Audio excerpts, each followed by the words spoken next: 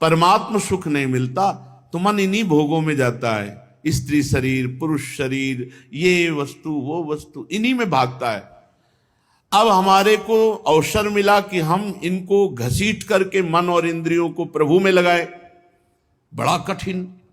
एकांत केवल प्रभु के लिए, व्यवहार केवल प्रभु के लिए, तभी तो आप प्रभु के शरणागत माने जाएंगे। आपका व्यवहार तो व्यवहार है ही, एकांत भी प्रपंच है, तो क्या आप आत्मानंद लेंगे? फिर यही वृत्तियां भागेंगी संसार की तरफ। तो हे मानवगण,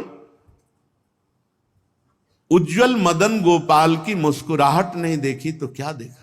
यार जिंदगी में सब कुछ देख रहे हो, एक बार भगवान को भी तो देखने की इच्छा करो।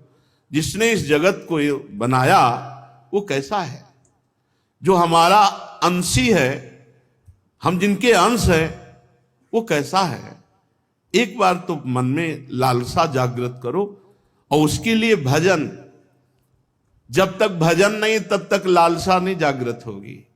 उत्तम भजन, उत्तम भजन, अन्य कोई कामना नहीं, एकमात्र।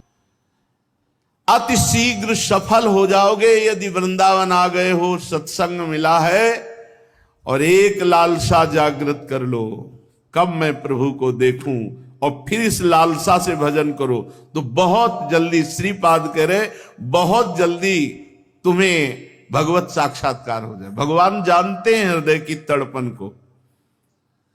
किसी ने कहा कितना जप करें तो भगवत साक्षात्कार हो जाएगा? तो क्या जप की संख्या से भगवान को खरीदा जा सकता है क्या? क्या तप के द्वारा भगवान को खरीदा जा सकता है क्या? नहीं। संख्या की बात पूछो तो ध्रुवदास जी कह रहे हैं, एक बार प्रेम में भरकर अत्यंत दैन्यता पूर्वक एक बार जिसने पुकारा, दर्शन की तो बात जाने दो, कह रहे उनका संग नहीं छोड़ते, सदा सदा के लिए अपना लेते।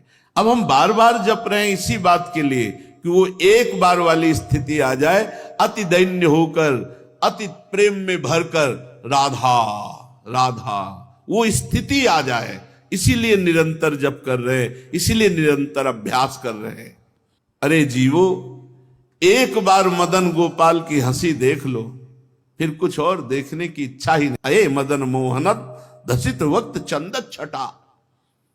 जिस समय प्रभु श्री कृष्ण चंद्र जी मुस्कुरा देते हैं, बड़े बड़े परमहंस बिक गए इनकी मुस्कुराहट में।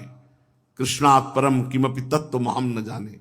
और सोचो, ऐसे श्री कृष्ण जिनकी मुस्कुराहट में बिना मोल के लालजू बसीभूत हो गए, लाडली जू की मुस्कुराहट में, कैसी होंगी हमारी श्यामाजू? कभी इच्छा करो उनके दर्शन करने की, उनसे मिलने की। लक्ष्मी को भी मोहित करने वाले मनोरम महारस भंडार श्री वृंदावन में नृत्य कर रहे हैं। मदन मोहन, तुम आ जाओ वृंदावन, श्रीधाम वृंदावन का आश्रय ले लो और खूब भजन करो। एक बार इनको देख लोगे तो जन्म मरण के चक्र से छुट्टी पा जाओगे। एक काम क्रोध लोभ मोह मद मत्सर जलाते रहते, इनके जाल से मुक्त हो जाओगे। महासुख, अभी उस महासुख का आप अनुभव ही नहीं, कल्पना ही नहीं, भावना ही नहीं। अरे जहां किंचन मात्र कोई शोक, कोई जलन, कोई दुख, कोई अशांति, कोई चाह, कोई कामना, कोई भय नहीं, वो महासुख। एक बार भगवत प्राप्ति के लिए कमर कसो, एक बार मैं भगवान को देखना चाहता हूं, ऐसी भावना करो। देखो प्रहलाद जी ने श्री भगवान को देखा। भगवान अपना वरद हस्त प्रहलाद जी के ऊपर रखे हुए हैं। प्रहलाद जी ने भगवान की जब स्तुति की तो श्री नरसिंह भगवान बड़े प्रेम में भर करके प्रहलाद जी से कह रहे, मैं बहुत प्रसन्न हूं और मेरा प्रसन्न होना ये बड़ा दुर्लभ है। वरदान मांगो प्रहलाद, तुम्हारा परम कल्याण हो, दैत्य श्रेष्ठ मैं तुम पर बहुत प्रसन्न हूं, तुम्हारी जो इच्छा हो मांग लो। मैं जीवों की संपूर्ण इच्छाओं को पूर्ण करने वाला हूं। आयुष्मान, मुझे प्रसन्न कर लेना सहज नहीं है। भगवान को प्रसन्न कर लेना सहज नहीं है। क्यों? क्योंकि किसी वस्तु, किसी पदार्थ, इन सबसे प्रसन्न नहीं होते। उन्हें चाहिए अपनापन, प्रेम, और जीव अपनापन, प्रेम शरीर और भोगों में दिए, इसलिए बहुत कठिन है। मेरा दर्शन मिलना बहुत कठिन है। क्यों कठिन है?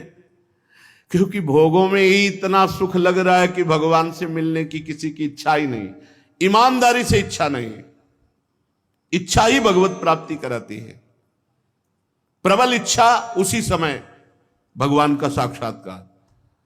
जिस समय गोपी जन प्रबल इच्छा करके रोने लगी, रुरुदुः सुस्वरम राजन, कृष्ण दर्शन लालसा, प्रभु के दर्शन की लालसा से उच्च स्वर में रोने लगी। उसी समय उन्हीं के बीच में भगवान प्रकट हो गए, करोड़ करोड़ कामदेवों को भी मूर्छित कर देने वाले महान सौंदर्य रूप में। भगवान कह रहे हैं मेरा दर्शन बहुत कठिन है। क्यों कठिन है? बहुत सरल है।